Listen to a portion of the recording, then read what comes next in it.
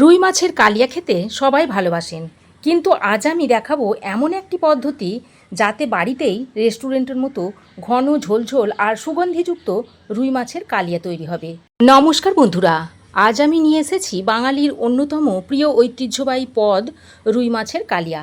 নরম রুই মাছ, ঘন মশলাদার গ্রেভি আর দারুণ সুগন্ধে ভরপুর এই রেসিপিটি ভাত, পোলাও বা ফ্রাইড রাইসের সঙ্গে অসাধারণ লাগে।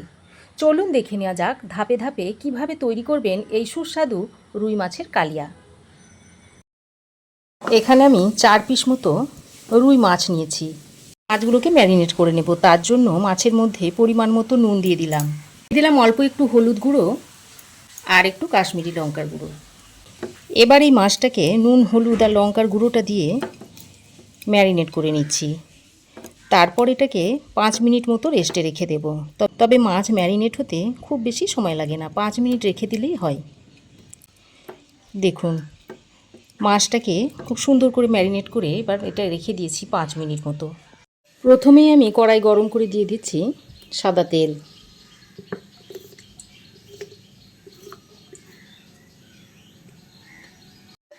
এবার আমি এখানে নিয়েছি 2টো মিডিয়াম সাইজের পেঁয়াজ, আর পেঁয়াজগুলোকে এরকম একটু সরু সরু করে কেটে নিয়েছি।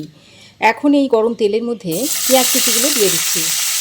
এই পেঁয়াজের কুচোগুলোকে দিয়ে আমি অনবরত নেড়ে চেড়ে একটা বেরেস্তা তৈরি করে নেব। তো অনবরত নেড়ে চেড়ে পেঁয়াজের বেরেস্তাটা আমি তৈরি করে নিয়েছি। আর এরকম একটা দুটো লাল হয়ে গেলে বেরেস্তাটাকে নামিয়ে নিতে হবে, তা না হলে আবার বেশিক্ষণ ভাজলে বেরেস্তাটা পুড়ে যাবে।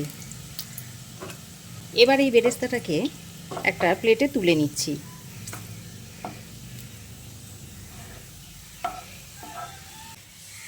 বেরেস্তাটা ভেজে তুলে নিয়েছি।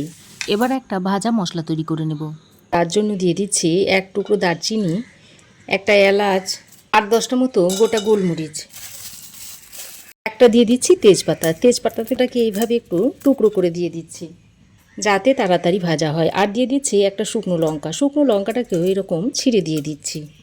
এবার দিয়ে দিচ্ছি 1/2 চামচ গোটা জিরে, 1/2 চামচ দিয়ে দিচ্ছি গোটা ধনে, দিয়ে দিচ্ছি 1 চামচ মতো পোস্ত, আর 5-6টা মতো দিয়ে দিচ্ছি ভাঙা কাজু।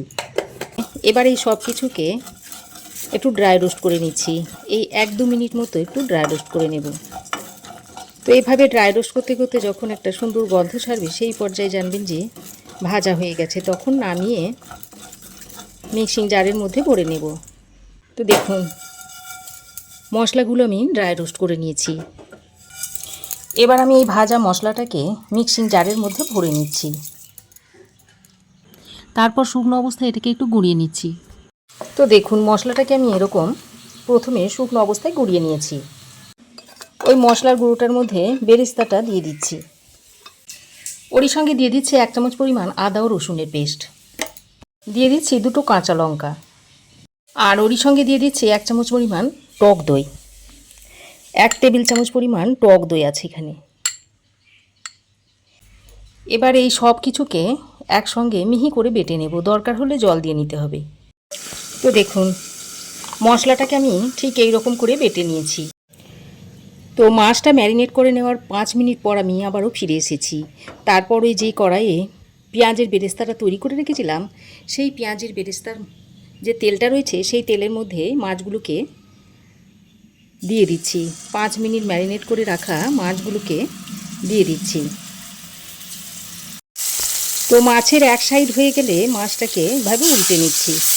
আর মাছটাকে আমি খুব বেশি কড়া করে ভাজবো না, একটু হালকা করে মাছ ভেজে নেব। খুব বেশি কড়া করে মাছ ভাজলে খেতে খুব একটা ভালো হয় না। এইভাবে হালকা করে ভেজে নিতে হবে। তো দেখুন, মাছের 2 সাইড আমি হালকা করে ভেজে নিয়েছি। খুব বেশি মাছটাকে কড়া করেও ভাজিনি, আবার খুব বেশি হালকা করেও একদম নরম করেও ভাজিনি। তো এরকম করে মাছটাকে ভেজে নিয়েছি। এবার এই ভাজা মাছগুলোকে আমি তুলে নিচ্ছি।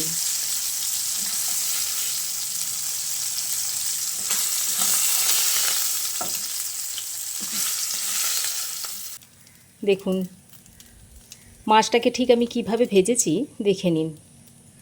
এবার কড়াইয়ে যে মাছ ভাজার তেলটা রয়েছে সেই তেলের মধ্যে প্রথমেই আমি দিয়ে দিচ্ছি হলুদ গুঁড়ো, তারপর হাফ চামচ পরিমাণ কাশ্মীরি লঙ্কার গুঁড়ো দিয়ে দিচ্ছি। এবার সামান্য পরিমাণে একটু জল দিয়ে দিলাম। তারপর একটু নেড়ে চেড়ে মিশিয়ে নিচ্ছি। এবার এই যে আমি মশলাটা তৈরি করে রেখে দিয়েছিলাম, সেই মশলাটা এর মধ্যে দিয়ে দিচ্ছি। তেলের মধ্যে ফোড়নে কিন্তু আমি গোটা জিরে, শুকনো লঙ্কা বা তেজপাতা কিছুই ব্যবহার করিনি। সরাসরি হলুদ আর লঙ্কার গুঁড়োটা দেওয়ার পর এইভাবে বাটা মশলাটা দিয়ে দিলাম। প্রথমেই তেলের মধ্যে যদি হলুদ আর লঙ্কার গুঁড়োটা দেওয়া হয় তাহলে রান্নার কালারটা খুবই সুন্দর আসবে। আর এই সময় গ্যাসের ফ্লেমটাকে একদম লোতে রাখতে হবে, কারণ এই বাটা মশলার মধ্যে কাজু দেওয়া রয়েছে। এই কাজু বাটাটা দেওয়ার কারণে কড়াইয়ের গায়ে কিন্তু লেগে যাবে যদি গ্যাসের ফ্লেমটাকে বাড়িয়ে দেওয়া হয়। তো বাটা মশলাটা দিয়ে আমি একটু ভাজা ভাজা করে নিয়েছি। তারপর আমি এর মধ্যে মিক্সিতে জল দিয়ে মশলাটা গুলে এর মধ্যে দিয়ে দিচ্ছি। আমি একদম পরিমাণ মতো জলটা দিয়ে দিলাম। যতটা আমি গ্রেভি রাখতে চাই সেই অনুযায়ী জলটা আমি দিয়ে দিয়েছি, আপনারাও সেই পরিমাণ জল দিয়ে দেবেন।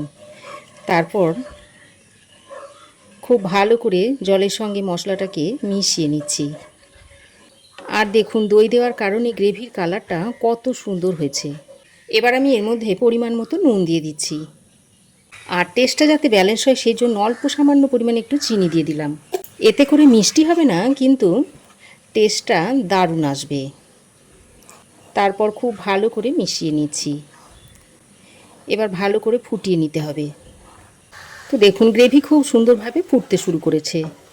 এবার আমি যে মাছগুলো ভেজে রেখে দিয়েছিলাম সেই মাছগুলো একে একে গ্রেভির মধ্যে দিয়ে দিচ্ছি।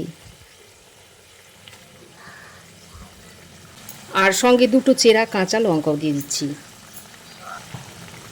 আর অল্প পরিমাণে একটু ঘিও দিয়ে দিচ্ছি এর মধ্যে। এখানে আমি ধনেপাতার কুচো কিংবা কসুরি মেথি কিছু ব্যবহার করব না, বা গরম মশলার গুঁড়োও আমি এখানে দেব না। যেহেতু ভাজা মশলার মধ্যে গরম মশলা দেওয়া ছিল তাই আমি গরম মশলা ব্যবহার করব না। এবার মাছগুলোকে একবার এইভাবে উল্টে পাল্টে নিচ্ছি।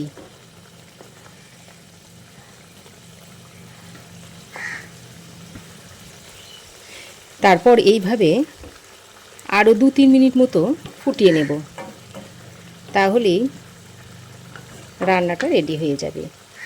এই রান্নাতে আলাদা করে জিরে ধনের গুঁড়োও আমি ব্যবহার করিনি, কারণ যখন মশলা ভেজে নিয়েছি তার মধ্যে জিরে ও ধনে দিয়েছিলাম। এবার আমি একটা ঢাকনা লাগিয়ে আরও 2-3 মিনিট মতো ফুটিয়ে তারপর নামিয়ে নেব। ঢাকা দিয়ে আরও 2-3 মিনিট রান্না করে নিয়েছি। আর রান্নাটা এখন সার্ভ করার জন্য একেবারে রেডি হয়ে গেছে। আর দেখতে দেখুন কত সুন্দর হয়েছে। মাছের অনেক রেসিপিই তো খেয়েছেন, এই পদ্ধতিতে একবার কালিয়া তৈরি করে খেয়ে দেখুন।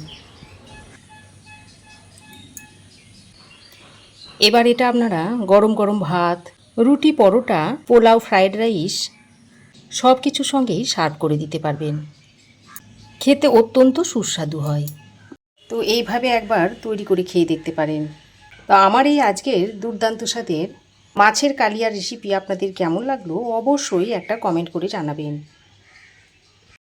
ভালো লাগলে একটা লাইক ও শেয়ার করবেন। পাশে থাকা বেল আইকনটাও অবশ্যই প্রেস করে দেবেন।